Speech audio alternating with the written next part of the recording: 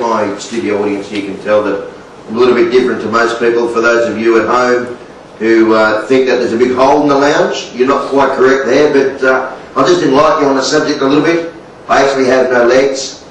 I was born in the late 60s. I popped out, I was the size of a Coca-Cola can, not real big. The doctors informed my mum and dad I was going to die, that I wouldn't last a day. I was born with arms and have obviously worked very well over the last 33 years. However, my legs, they were all deformed, been out of shape, never ever worked right from day one. The feeling that I had in my legs was that if I could see you were touching them, if I could see you were poking them, then I could feel it. But if I was concentrating on something else, like watching TV or reading the newspaper, then I couldn't feel it. Now, all of my family and friends knew this, and to me it wasn't something that I thought needed sharing with the world. Would you agree with me? Yes. Now, look, what I have noticed myself from travelling around the globe on numerous occasions is that every single person has got a disability. Everyone has one. You can see mine, I'm an ugly bloke.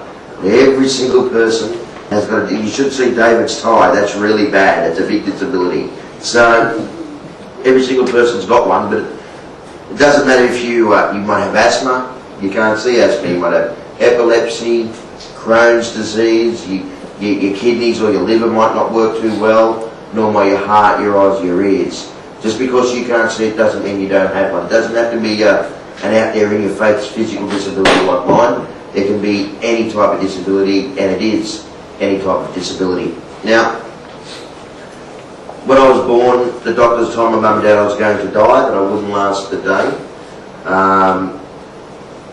So it was left up to my dad to organise a funeral, and my mum, she wasn't real healthy after the birth, as you can imagine. She just gave birth to something that was a cross between Kermit the Frog and a monkey. So a real good looking little boy. And it was left up to my dad to organise a funeral. Now, I'm going to paint a picture of my father for you. And I want you all the studio audience, to close your eyes. Close your eyes. Just listen to my voice. Imagine the biggest, fattest, hairiest, smelliest Greek bloke you've ever seen in your life. Do you have that picture? Yes. Now times that by 100. That's my dad. He's huge, absolutely huge. And when he was told that actually I was going to die, he was going to bury me in a shoebox. That's how big I was. My coffin was going to be a shoebox. And as well, back in those days, in Australia, whether you were a boy or a girl, you got buried in a dress. Now the dress that my father has picked out for me has come straight out of Barbie's wardrobe. You know the doll Barbie? That's how big I was. Easily fit in the palm of your hand, not expected to last the day. I lasted the day. They said that he won't last a week. I lasted a week. They said he won't last a month. I lasted a month. They said he won't last a year. 33 years later, almost 34 years later, I'm now travelling all around the globe, doing what I want to do, when I want to do it, how I want to do it. I love my life. I love what I stand up for, and I most certainly love what I believe in. And what do I believe in? I believe in me. Because I know that I can get the job done. Get it done, boom, get on to the next thing. See, I don't want to get to 80 years of age, be sitting in a retirement village somewhere, an old people's home, be thinking to myself, would my life been any different if I'd actually done what I wanted to do? The trick is to get up off your backside, get in and have a go before it's too late. Now they decided to take me home when I was 6 weeks old. Taking me home, what do I mean by that? Well, all the specialists gave my mum and dad two choices. They could either terminate me or they could place me in an institution for the rest of my life. And when they were told the best they could hope for was to put me in an institution, my dad jumped up, stamped his foot on the ground and said the only home he's going to is ours. And that's where they took me. Raised me with a lot of love, a lot of care, and a hell of a lot of discipline, because I was a mongrel of a kid. I was a bad boy when I was little, very bad. I set the cat on fire half a dozen times. And it wasn't even our cat. So I was pretty lucky. But schooling for me didn't start until 5th class. I was about 10 years old. Before that, I was fortunate enough to go to one of these institutions where I had my very first best friend, and his name's Kenny. And David, do you have a best friend? Yes, you do? I do. And what's their name? John. John. What a good name. Right, now isn't it good when you have best friends that you can share things with them and get them off your chest? Desiree, you have a best friend, love? Yes? It's good that you can share things with them, isn't it? You don't have to keep them bottled up inside you. Well, my best friend, his name was Kenny. And Kenny has cerebral palsy. You guys know what cerebral palsy is? For those of you who don't, cerebral palsy is a terrible disability that affects your nervous system and your muscles. So intellectually, up here, you are fantastic. But you're trapped inside a prison, which is your body. Now, you have your disabilities on 3 different categories. You have them the real bad, the bad, then the not so bad. And Kenny had his between the real bad and the bad, so about 90%. He couldn't walk, he couldn't talk, he couldn't go to the bathroom by himself, he couldn't even feed himself. Now the only way that my best mate could get around was if he had one of those special electric wheelchairs with a chin control. Have you seen them? The control would come up here like this. If you wanted to go left, you'd have to push it left. Go right, you'd have to push it right. Every time he sneezed, he blew himself into a brick wall. And sparks and stuff would fly off everywhere. The only way that Kenny could communicate with you, if you asked him a question, it was 1 blink for yes or 3 for no. If he wanted to speak with you about something, he had a paper keyboard on his tray. A piece of paper with the alphabet on it. Like the pieces of paper you might be holding right now. And a stick in his mouth. And he would have to sit there and point to every single letter and spell out every word. He was really bad at telling long jokes. They went forever and ever and ever. And if you didn't laugh at the end, the mum used to run you over in his wheelchair. So you had to make sure you had a bit of a chuckle. Now, when I was told I'd been integrated into formal education, normal education, for the first time in my life, I was scared. I was absolutely scared. Amy, do you remember the first time you were scared? Yeah? Yeah, what were you scared of? Scared of going to a new environment. Scared of going to a new environment? That's very similar to what I was scared of. Being, in other words, taken out of your comfort zone, yes, out of the little box you live in, and put into a whole new environment where there's no security, no one to protect you, absolutely nothing. Is that right? Yeah. Yeah. I think it's good for everybody to get out of their comfort zone all the time. You push yourself, not only with this up here, but also this in here. Now, I was taken out of this institution, and in fact, first of all, Mum and Dad, they took me to the shops, new school uniforms and books and bags, and with about 2 days to go, I decided, my Mum and Dad, they bought me this really big backpack, huge backpack, and I was a little boy. And I can remember taking this backpack, I filled it up with some things to give to Kenny, my best mate, because I never ever thought that I would see him again. So I filled it up. I had a ball on a string, I had some stickers for his wheelchair, some sporting magazines. Now, Kenny could read very well, just like you and I could read extremely well, but he actually had to drive his wheelchair around to find somebody that could and would turn the page in his book. How lucky are we today to be able to do the simple things that we do?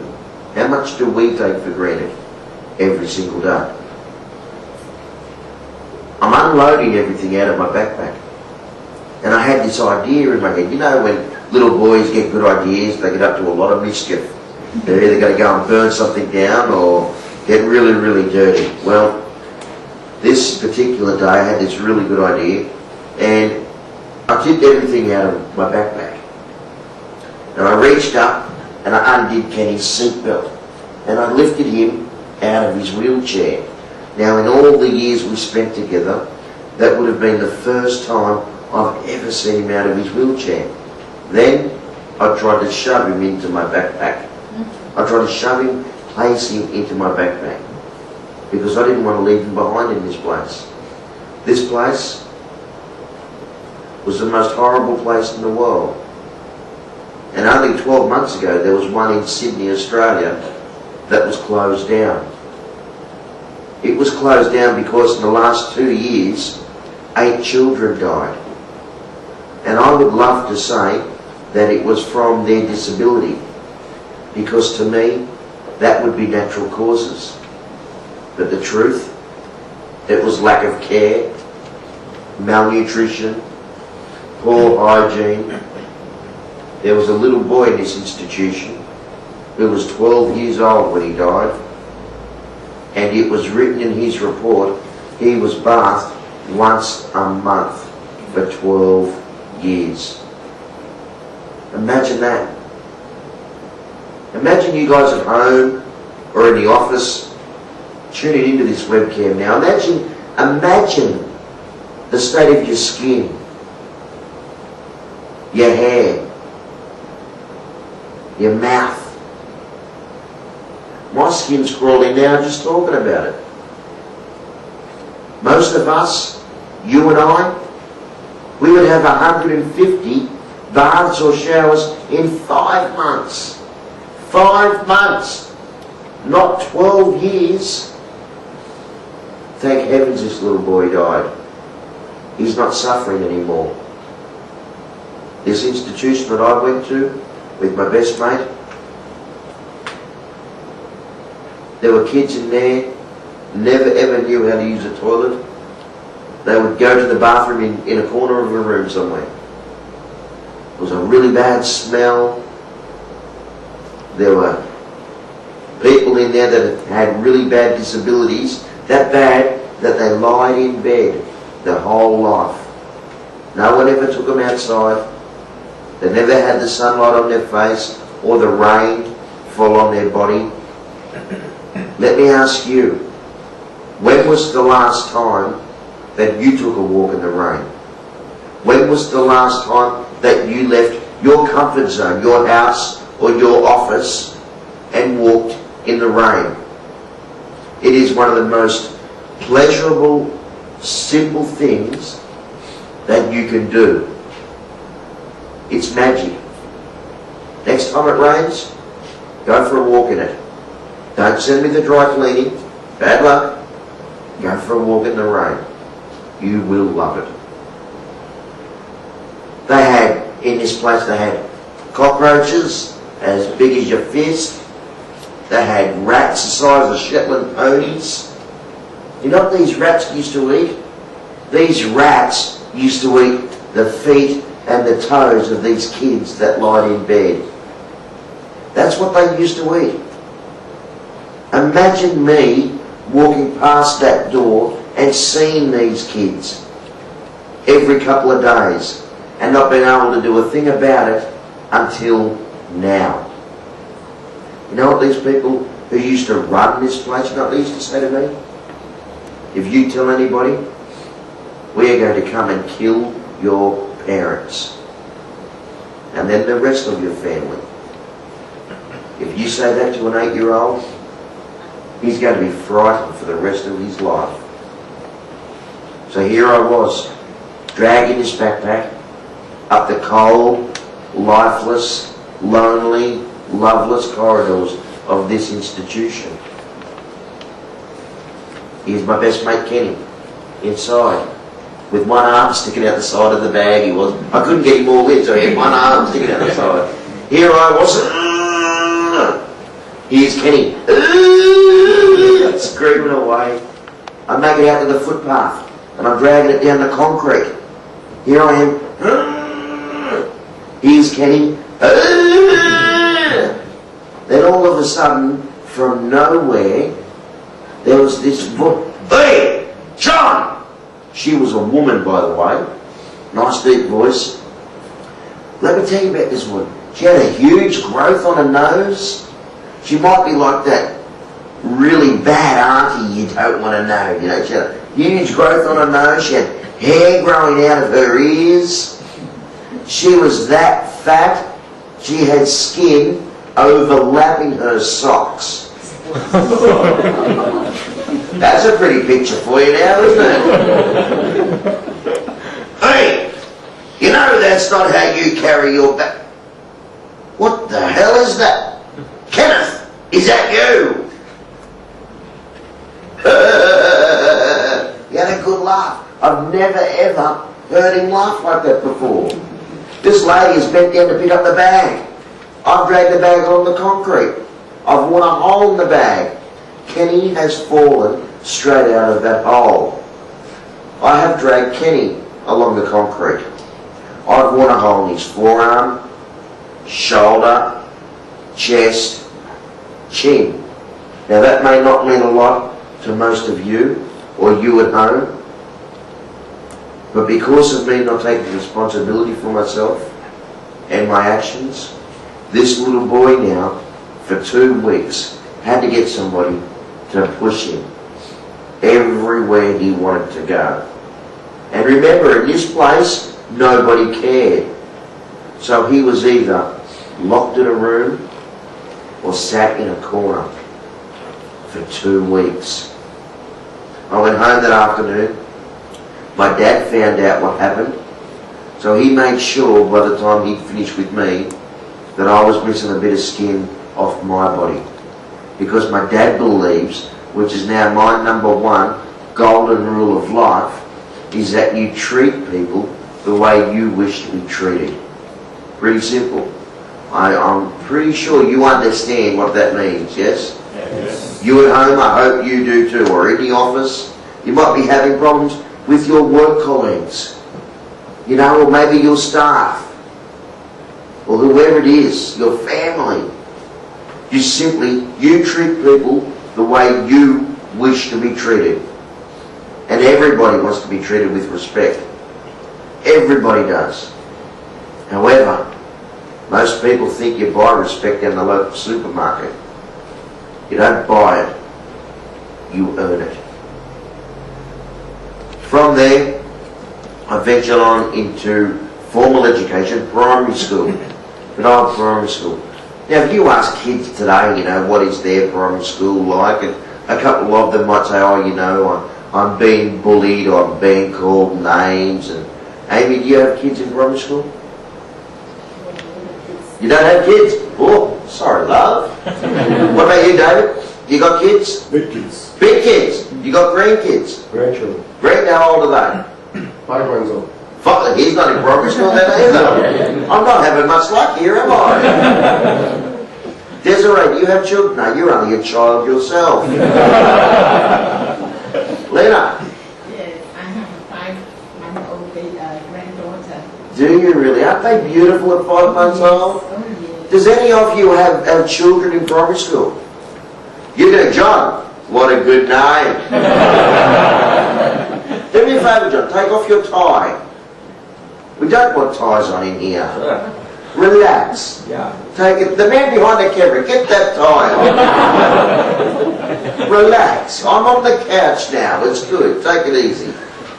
Anyone else? Take your tie off. Take your tie off. That's better. See? Relax. How old are your children, John? 10? He's 10. Yeah. And he locally goes to school? Yep. Yep. And does he come home and tell you that he's ever been bullied or been called names? Or does he come home and say, hey Dad, we bashed up this boy today? He's not a bad boy? I'm sure he has encountered some problem. Yeah, I mean, every kids do. Yeah. Every kids do. But I'm also a big believer, John, that there is no such thing as bad children. It's bad parenting. Well, I don't have kids, Maybe one day, God bless my soul, I might. And it's good fun practicing, but don't get anywhere near that.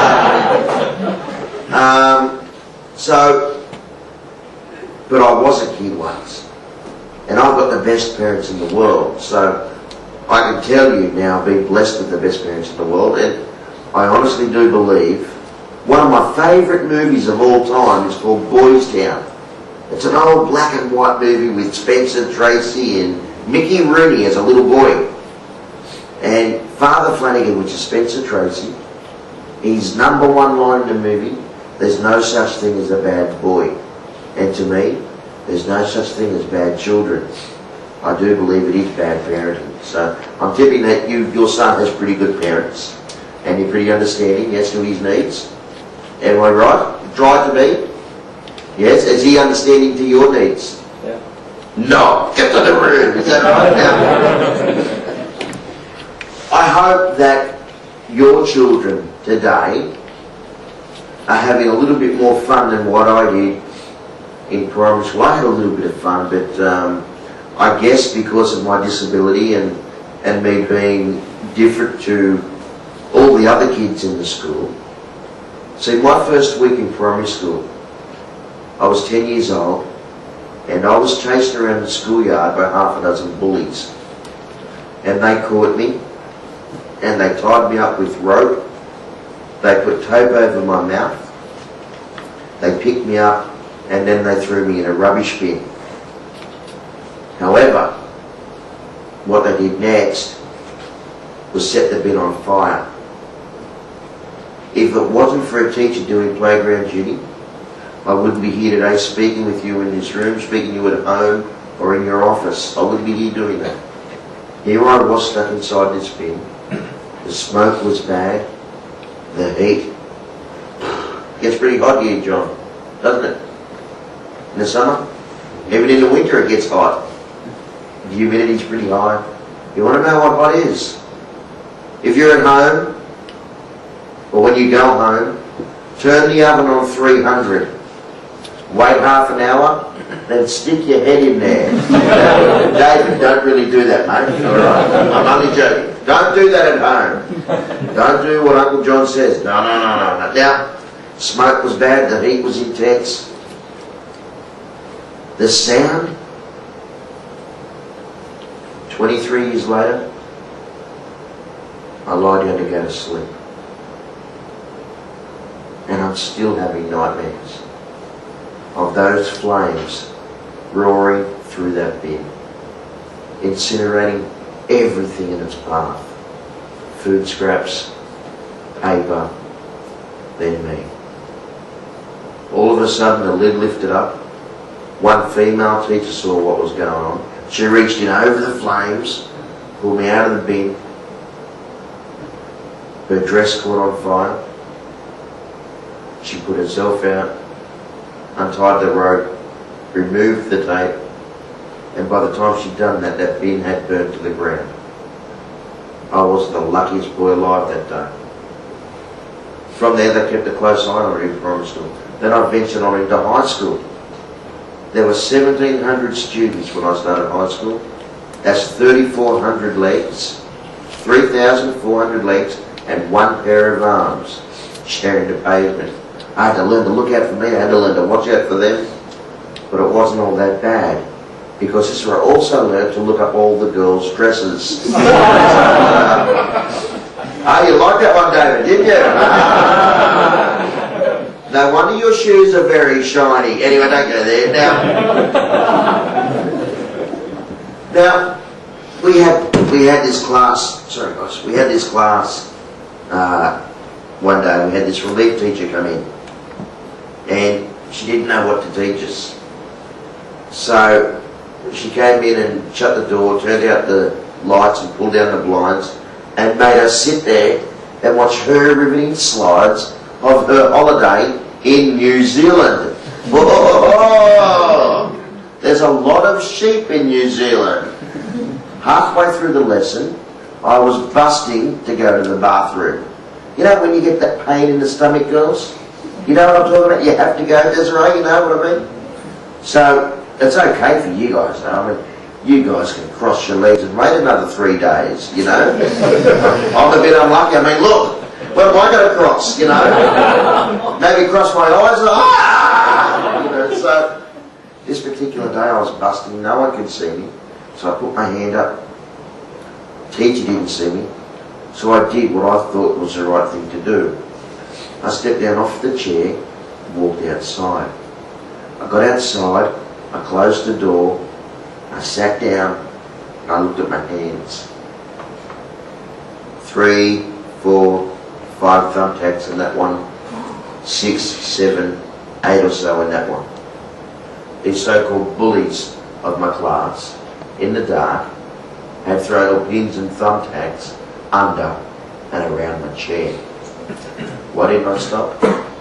And be humiliated in front of everybody? Be the laughing stock of the class, and then most certainly the school? See, that's how it happens. That's very much how it happens. I went up to sick bay. They patched me up the best they could. I went home. Straight into my bedroom. I closed the door. Sat in front of my mirror and cried my eyes out. I couldn't handle it anymore. I couldn't handle my life, my brothers, my sister, even my grandmother, my nana was competent. All because mum and dad wanted to raise me like any normal child. That's all. And it wasn't happening.